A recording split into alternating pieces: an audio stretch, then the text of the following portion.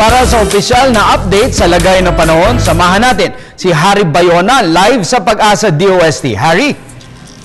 Salamat, Atty. Mark. Magandang Pinas, live mula sa Pag-asa Weather and Flood Forecasting Center. Narito na po ang latest tungkol sa ating panahon.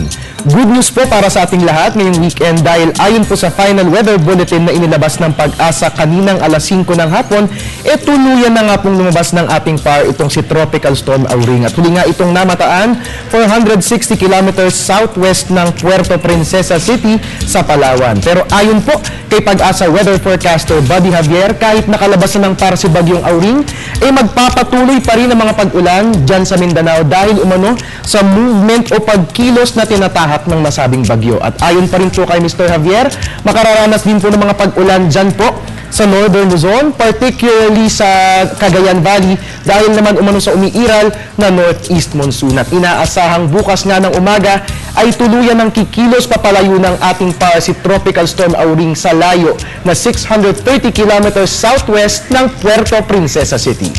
Sa iba pang mga balita, nakataas po ang gale warning sa seaboards ng Northern and Central Luzon.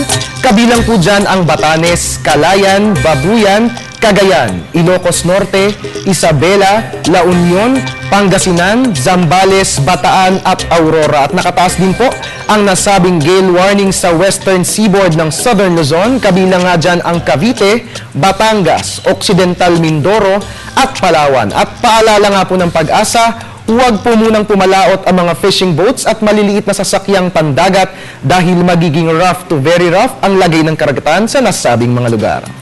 At yan po muna ang latest tungkol sa ating panahon. Para sa telebisyon ng ako po, si Harry Bayona. Happy weekend! Maraming salamat, Harry Bayona.